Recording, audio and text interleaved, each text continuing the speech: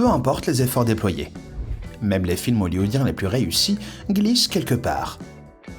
Pas besoin d'être un génie pour repérer une faille de scénario ou un détail pas à sa place. Mais voici quelques erreurs cinématographiques que seuls les cerveaux les plus affûtés remarqueront.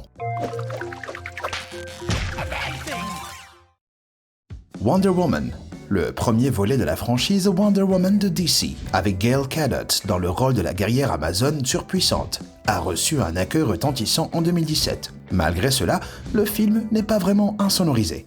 Au vu du nombre de fusillades dans lesquelles le film prend place, à savoir la Première Guerre mondiale. Même les super-héros sont enclins à un brin d'alchimie à l'écran, et nous le constatons très tôt dans Wonder Woman. Lorsque Diana Prince tombe face à Steve Trevor, son futur acolyte, dans son plus simple appareil. Alors que Steve émerge d'une piscine d'eau souterraine, digne d'un spa et se rhabille. Une petite erreur s'est glissée. On entend en effet une fermeture éclair se refermer lorsqu'il enfile son pantalon. Où est l'erreur, vous me demanderez ? Eh bien, les fermetures éclairs ont été inventées au milieu des années 1920. Et même si elles existaient au moment de Wonder Woman, Stephen Trevor n'en aurait pas eu. Elles furent utilisées pour la première fois sur les uniformes militaires américains. Et Steve est un espion des services secrets britanniques, alors son pantalon aurait encore eu des boutons. Mary Stewart, reine d'Écosse. Saoirse Ronan et Margot Robbie ont fait un travail remarquable en donnant vie aux icônes historiques Elizabeth Ier et Mary Stewart en 2018. Mais la représentation sur écran de ces cousines ennemies diffère légèrement dans la réalité. La tension du film culmine lorsque les deux cousines se rencontrent, se mesurant l'une à l'autre dans leur position de femmes fortes et indépendantes régnant sur un monde d'hommes. Un moment particulièrement poignant du film, si ce n'est un léger détail. Marie et Elizabeth ne se sont jamais vues en personne, bien qu'elles aient échangé des lettres et qu'elles en aient eu l'occasion. Elles ne se sont jamais rencontrées avant qu'Elizabeth ne fasse cruellement exécuter sa cousine en 1586. Certains historiens affirment que même si elles s'étaient parlé en personne, Elizabeth n'aurait sans doute pas eu la même envie d'exécuter Marie. Marie est également présentée avec un fort accent écossais. Au fond, elle est la reine d'Écosse, pas vrai ? Et pourtant, elle a vécu en France jusqu'à l'âge de 18 ans. Elle aurait donc très certainement eu un accent français, plutôt que d'acquérir soudainement sa langue maternelle à son arrivée sur le sol écossais. Quoi qu'il en soit, chapeau bas à Ronan et Robbie pour avoir rendu hommage à deux des femmes les plus épineuses de l'histoire. Spider-Man Homecoming. L'univers des films Marvel peine à coller à la réalité, mais faire totalement abstraction des lois de physique et couper en deux spectaculairement le ferry de Staten Island est d'un autre niveau. Dans cette scène de Spider-Man Homecoming, le bateau découpé en deux par l'arsenal avancé des Chitauri stoppe sa course quand la partie inférieure est inondée d'eau. Heureusement, le bon vieux Spidey est là pour maintenir les morceaux ensemble avec ses toiles, jusqu'à ce que Tony Stark, alias Iron Man, arrive et soude le tout juste à temps. Les amateurs de physique ont spéculé sur ce qui se passerait si cela arrivait dans la vraie vie. Et la triste vérité est que la solution toute trouvée du film à la rupture du ferry ne colle pas vraiment, ou plutôt, elle colle trop. Tout d'abord, l'inertie du bateau implique qu'il ne s'arrêterait probablement pas tout de suite et qu'une moitié aurait encore un moteur en état de marche pour avancer. De plus, les efforts de Tony ne réussiraient qu'à bloquer l'eau à l'intérieur, tandis que tout ce métal fondu rendrait beaucoup plus lourd le bateau. Même s'il était remis en état à temps, le ferry coulerait probablement avant que nos héros ne puissent sauver les passagers. Fast and Furious 8. En parlant de s'affranchir des règles de la physique, tournons-nous vers l'une des franchises cinématographiques les plus abracadabrantes qui soit. Fast and Furious dans Fast and Furious 8, sorti en 2017. Rien ne paraît possible. Dans une scène mémorable, l'équipe est poursuivie par Cypher, joué par Charlize Theron, pilotant un sous-marin nucléaire qui brise la glace et talonne les véhicules à une vitesse folle. C'est une scène plutôt épique. Mais les téléspectateurs les plus érudits savent que le sous-marin en question, dit de classe Aquila, est doté d'une vitesse maximale estimée entre 25 et 35 nœuds, équivalent à seulement 50 à 60 km/h. Pire encore, cette vitesse concerne le déplacement sous l'eau et non en surface, où elle n'est que de 17 à 20 km/h. Certainement pas assez pour rattraper une rapide Lamborghini. Comme si cela ne suffisait pas, Cypher cible ensuite Dom en lançant un missile à tête chercheuse qu'il parvient à dépasser. Même Vin Diesel ne pourrait pas réaliser cet exploit. car même les missiles les plus lents se déplacent à une vitesse de Mach 2,5, soit plus de 3000 km/h. Pour donner une idée, c'est plus rapide qu'une balle. Dom s'en sort tout de même indemne, tout en contrôlant la voiture sur un dangereux terrain gelé, du très haut niveau. Bohemian Rhapsody. Si vous faites le biopic de quelqu'un, le mieux est de faire des vérifications en amont. Le film à succès Bohemian Rhapsody de 2018, dépeignant la vie de Freddie Mercury, n'est en aucun cas une catastrophe. Mais tout bon fan de Queen vous dira qu'il n'est pas parfait. Prenez la chanson Fat Bottomed Girls par exemple. Dans le film, le groupe interprète ce titre lors de sa première tournée américaine de 1974, alors qu'en réalité, cette chanson est sortie 4 ans plus tard, en octobre 1978, bien après l'enregistrement de Bohemian Rhapsody.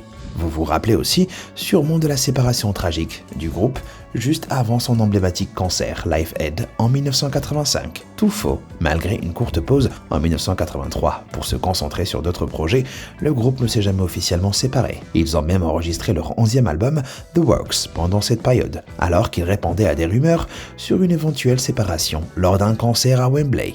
Mercury a déclaré ceci. The rumors are that we're going to split up. What do you think? They're talking from here.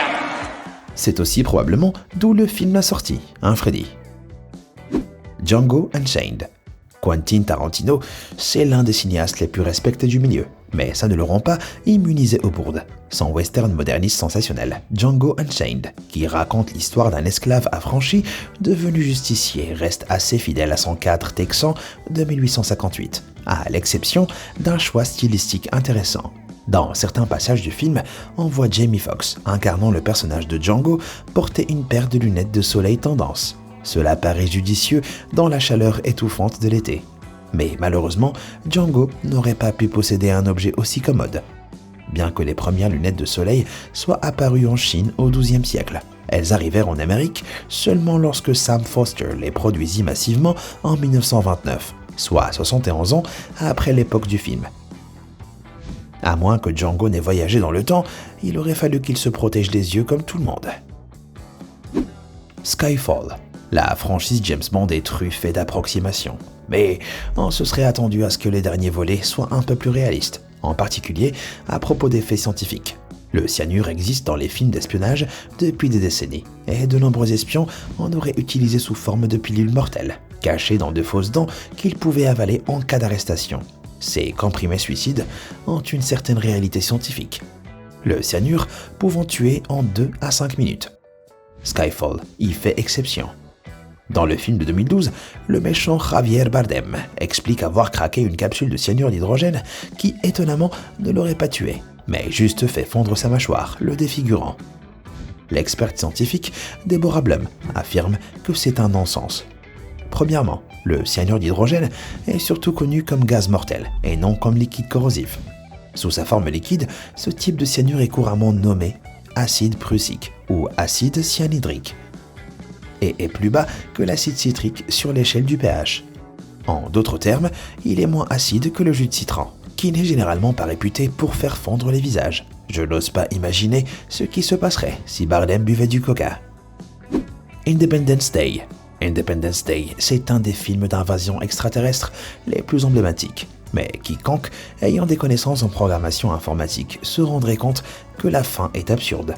Pour rappel, David Levinson, interprété par Jeff Goldblum, a un éclair de génie quand il décide d'installer un virus indéchiffrable dans le système des extraterrestres, anéantissant le vaisseau mère en quelques heures. Facile, non? Non. Selon des experts du domaine, ce plan pour sauver la race humaine n'est pas seulement insensé, mais quasiment infaisable. Un virus informatique est conçu pour un système d'exploitation spécifique. Les virus Windows sont écrits pour Windows, les virus affectant les Mac sont écrits pour les Mac, et ainsi de suite, en supposant que la technologie des vaisseaux extraterrestres dépasse les connaissances humaines de 200 ans ou plus. Il serait improbable que Levinson ait pu créer un virus capable de corrompre un système d'exploitation totalement inconnu, surtout si l'on considère qu'il a fait tout cela en utilisant un Apple PowerBook, qui n'était guère le top de l'informatique à l'époque.